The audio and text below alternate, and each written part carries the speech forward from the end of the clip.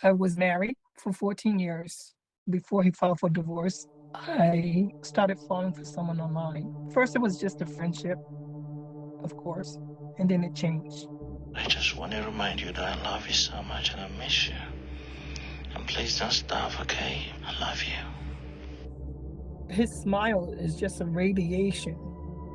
And when we talk on the phone, we just talk and laugh. And I love his laugh. I miss you so much, okay? I just wanted to know that I love you so much. I can't wait. Can't wait to have you. What's up, Seekers? Welcome back to another episode of Scamfish presented by SocialCatfish.com. On today's episode, our guest Raina shares a chilling story of love and deception that unfolded amidst of her marriage. It all began with a simple message on Instagram from a man named Matthew. These conversations quickly became a daily routine.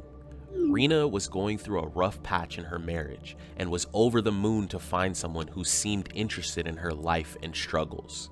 Matthew was everything she wanted in a partner: smart, charming, and successful. But there was one problem: they had never met in person. Raina thought nothing of it until she found herself sending tens of thousands of dollars to help him get home after being detained. Tune in as we uncover the truth behind Matthew's identity and bring a halt to a romance scammer that threatens to exploit the vulnerability of divorcees like Raina. Real quick, guys, don't forget to like, comment, and subscribe. Your comment and like could help stop someone from being scammed. Let's get into it.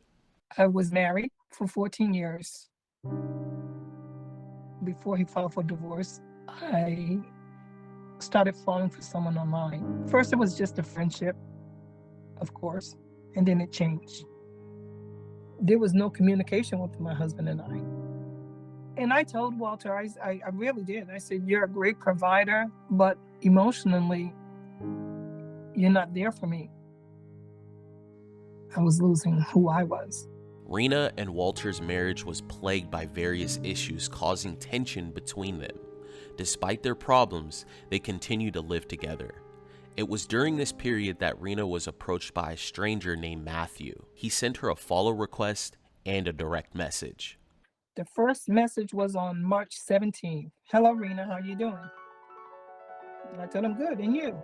Happy Sunday to you. It's really nice to meet you here. I'm Matthew. I said, where are you from? He said, I'm originally from Switzerland, but I have been living in San Diego, California. I said, I live in Louisiana.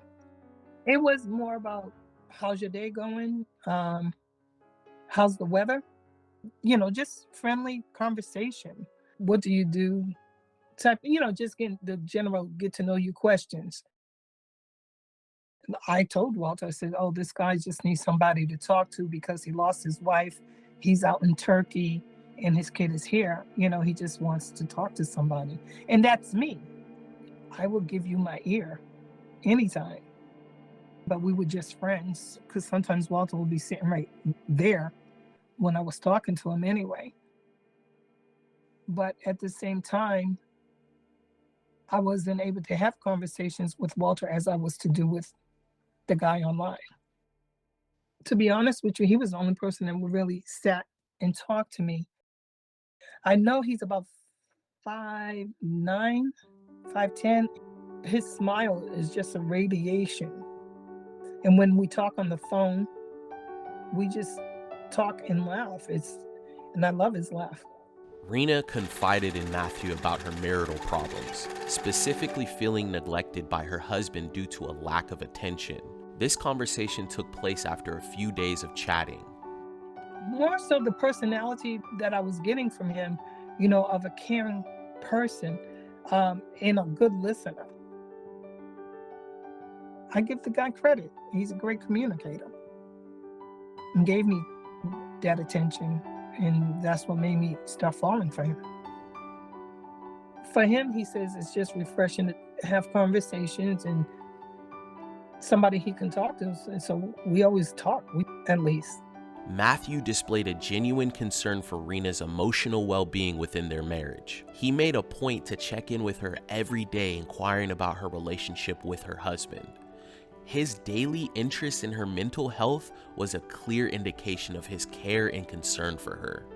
Matthew was the type always concerned on how I made out on the situation. Did I come out okay? Am I emotionally okay? It turned romantic. It did. It did. Over time, the relationship between Rena and Matthew evolved from an online friendship to an online romance. Their emotional connection grew stronger, and Matthew eventually expressed his love for Rena. Coincidentally, this occurred around the same time that Rena's husband Walter filed for a divorce. Never thought getting into a relationship with somebody you never really met. Matthew began to experience financial difficulties, and Rena was willing to lend a hand. At one time, he was able to FaceTime me. And just recently, because I said, you haven't FaceTimed me since the summer, he told me he had to sell his phone for money. If somebody's hungry, yes, I would feed somebody, because you never know the next form of Jesus Christ. I want to say it was the end of April, beginning of May, that he requested for some help to get that equipment when he found out his bank had locked him out. They would needed more verification of that he is who he is, because the account has not been used. In a bid to make ends meet, Matthew began selling his personal belongings, but it was not enough to support him. He needed funds to be with his daughter, which led to him requesting financial help from Rena. The first one was because he needed to finish the job so he can get home to his daughter.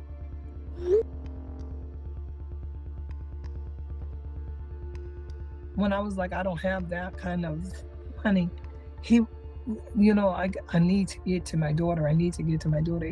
That's the only time he ever felt pushy to me. And it was to get some equipment sent to finish the job in Turkey.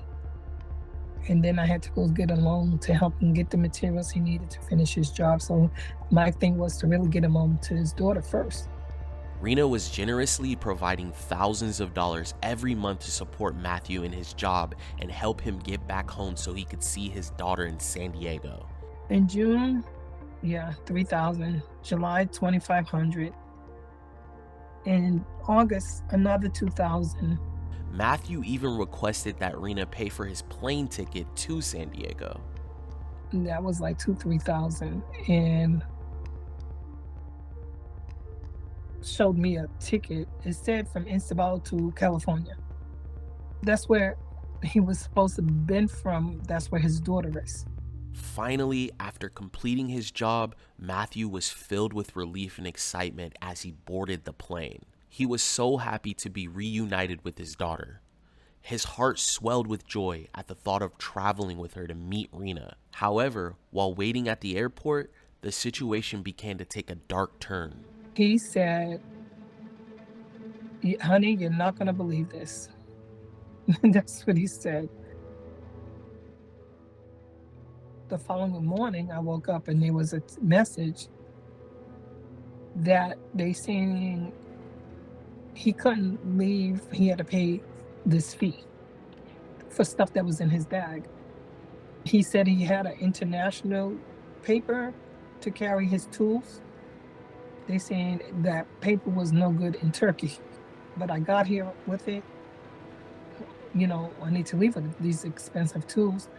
So that's when he's been there ever since. I've been stuck there. In an effort to secure his release, she selfishly committed to a payment plan, sending a portion of her earnings from work every month to cover Matthew's mounting fees. She was so determined to help him, Rena even picked up an additional job to provide additional financial support. I had to go back and find work. And I've been sending Matt $500 every month since. I can't afford it. I can't afford to send him all the money at once. Altogether, it has to be close to like $18,000 or $20,000 that I have sent Matthew. My family were all skeptical from the beginning. Ma, if he asks you for money, he's he's a scammer. My sister, the same thing. Don't send money. Don't send money. So as I sent money, it was all secretly. Matthew and I did the math last week, and it looks like he should be done with everything by April, paying these people off. Rena remains optimistic that Matthew is being truthful about the challenges he's facing, with the aim of finally meeting this man in person. I would love for him to be real. I would love to get rid of this extra debt, as you would say, that he's a real person, because I'm very comfortable with him. I mean, I know that's him being thousands of miles away and me being here, but he just has a calmness about him. I tried to walk away twice, and I ended up going right back. So I need to know how and should I move on from this? When is enough enough? If you were to tell me Matthew was real, I would feel so delighted that I was doing God's work at helping someone, and he was true, telling me his true feelings about me, and because I love him. I truly love him. This payment plan was bogus. We later found out that the payments Rena was sending was through the form of gift cards. She would scratch off the back of the card and send the codes to Matthew. This was a huge red flag. The first thing we did was find out who the real man in these photos was. Brianne and I warned Rena not to send any more money while we looked into this. You have to promise us right here, right now, that you're not going to send any more money to him. What am I going to do about next week? You've been giving money to this person and you really still don't know who he is. Right. And so you could be giving it to a scammer, or you could be giving it to a child, or who knows, so it's really important that we're able to investigate this person before you give him any more money. Okay. And this is for your protection. All right. Yeah. So we're pinky promising, right? I'm just saying, oh my God, what am I going to do next week? Because, yeah, he'll be looking for it next week. Okay. He really would. But you won't be sending it. I'm going to have to be firm, I guess. The next day, we dug into all the information that Rena sent to us. So this is actually a stamp charge on some of the equipment that he was supposed to send over. And this was over $5,000. This was a certificate of that exchange. I think we looked it up and we found something interesting. So I ran an image search on the signature of Aiden Mehmet and found results for an actor for Star Wars. His name is Arhol Hexachfon. I mean, it looks like it's Photoshop in the whole thing. The whole thing. Yeah. I mean, it's one of the better looking ones that we've seen. Maybe they're updating their templates, but It looks more professional. Why in a lot of these scams, there's always some kind of contract that looks like this? I think they intentionally make these look like they're cheesy because they want somebody who's gonna believe that it's real, and they're not interested in the person that's like not trusting them enough to like not send money. They want somebody that's like overly trusting and maybe gonna glaze over some of the things that might be apparent. Like the thing is like these scams last months or years, and so when somebody's in it, they start looking at this like documentation, and maybe there's a question in the back of their mind, but there's like cognitive bias. It's the same reason why you see something on TV on one news outlet and then another, and you believe it over the other. Also, they're like under tremendous amount of pressure. Like, hey, I'm gonna come home. My son's sick. He's having surgery. I'm gonna die if you don't send money. So they get coerced into sending money as well in that way. Yeah. Using a kid is pretty disgusting. Yeah, that's. Our team uncovered everything we needed to stop this romance scammer in his tracks. We wanted to make sure we got rid of any thought that this guy was real, so we sat down with her to go over everything we had found. Stick around until the end to find out the real location of this person named Matthew. We were able to get a hit, and we found the exact location of Matthew. I'm ready. If you've made it this far, don't forget to like, comment, and subscribe, guys. We appreciate you so much. Before we hop into it, I'm wondering, did you keep your promise? No, Gotcha. only the one time because it was on schedule the next day to send it, Okay, so how much did you send him? the $250. So he's going to need $250 again this week? Yeah, but Okay. he was asking for $400 last week. I see. I want the truth of who he really is. Well, we have the truth for you. Let's go, Bree. All right, let's go. So our team ran a reverse image search on the plane ticket image that you sent over to us. And what we had found was that this is actually a commonly used image of an airline ticket. This same exact image has been used on other websites. This image that Matthew sent Rena for the $2,000 plane ticket was fraudulent. He literally just downloaded the ticket off this website and then sent it to her. So you had sent us over a document that he had sent you. All the custom ones. Exactly. It's titled Ministry of Turkish Customs. Our team of search specialists reviewed this document and we found multiple inconsistencies. The address listed on the document was an invalid address. That address belongs to a place called Sun Plaza. We also found that the Turkey Ministry of Trade, the logo is also incorrect. It's not a legitimate logo. We also found that the signature at the bottom of the document belongs to a famous actor. The scammer screenshotted this signature from the movie Star Wars and attached it to this document. This signature is from a fictional character named Arul Hextafon, portrayed by the actor Nick Joseph in the original classic A New Hope. Why this scammer picked this guy's signature is extremely odd. We could tell Rena knew where this was going after hearing some of the information we had already gone over, but it was time to let her know the truth about Matthew. Are you ready to hear the truth about Matthew? Yes, I am.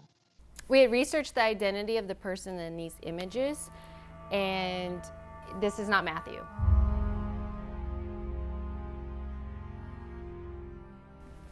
The person in the image is known as Frank. Frank is a senior partner at a company by the name of Horback. He also has a wife and a child. Obviously, he's been a victim of his images being stolen and a fake profile made out of that in the name of Matthew that's been corresponding with you. And please tell me Frank's daughter's name isn't Whitney. He doesn't have a daughter, he has a son. Oh, The man in these photos has nothing to do with this scam. He is a victim just like Rena. After running a reverse image search on our website, socialcatfish.com, we were able to find all of Frank's verified accounts. He has his own life. His photos were just stolen to dupe innocent people like Rena out of money. So they look a lot alike. Frank's images are being used to scam you. No, I'm talking about when we FaceTime. So when I went onto Frank's social media accounts, I found several videos. And so what's happening is the person you're talking to is taking his videos and they're playing them to you as if they're talking to you. Oh my. Wow. Wow. You were in a romance scam, and basically he stole all of the images from Frank. All those reasons of why he couldn't make it, it was all just to get money out of you. If you notice, every single time that he told you that there was a problem or a reason why he couldn't get back home, it was for you to send money. And he's creating this story about this handsome guy using this other person's identity. Yeah. I know he said that he was gonna come home in April. That's right? not coming. Yeah. So we sent a link over to Matthew. We send them out, they get to type a code in, and the scammer on the other side is in hopes to receiving money. When they type in the code, it pops up and it says it's declined every single time. We have the website set up for that. He was actually on the website for 10 minutes trying to type in the code. He probably typed the code in about 20 times. We were able to get a hit. We found the exact location of Matthew. I'm ready. He's in Port Harcourt. What the heck is that? Port Harcourt is the capital and largest city in River State, Nigeria. It is the 5th most populous city in Nigeria after Lagos. And after running the FU gift cards tracker, we were able to find out that Matthew was located here. What's going on in your mind right now? What a dummy. What a dummy. Just like when I asked for my separation bricks was lifted, some bricks. That means money in my pocket. My earned money to support me and my granddaughter. So, and that's what I was thinking about. You see, I'm struggling and you still expecting. Yeah. That was the worst. Unfortunately, that's the mindset of these scammers. We deal with this a lot. We see this a lot, you know, with people that have been in these types of relationships with a romance scammer. They just take. They don't care about your situation. They're not with you for love. They're only with you to gain access to your funds or financial gain. This is just something that they do, and it's terrible. I appreciate this so much. It's like when I get paid tomorrow, that's more money for me and my granddaughter. Yeah, I like that. Yeah, for sure. Thankfully, we were able to get Rena to realize Matthew was not who he claimed to be. We were happy to hear that she even went on a date with a man in person. I went on a date last night, so. How did the date go? It went fabulous. I wasn't expecting it. I was expecting to go out this weekend, and then they surprised me because it was Valentine's Day. They said, I will wait for you when you get out of work. Wow. And they went and set up at the restaurant and everything. Unfortunately, Rena sent most of the money through gift cards, making it nearly impossible to recover the money. She went on the next day to block Matthew. He is still claiming to be behind bars, waiting for the remaining fees to be paid so he can come home to his daughter. Our team is working with Rena to report this scam. She will file a police report next week. With Matthew being in Nigeria, we are also working with the EFCC to take this guy down. Rena plans to take a break from online dating. She has a long road ahead of her, but we'll be here to guide her through everything. Thank you everyone for tuning in. Remember, all of our new videos go out every Wednesday, so please don't forget to like, comment, and subscribe. All right, Seekers, we'll see you guys next time.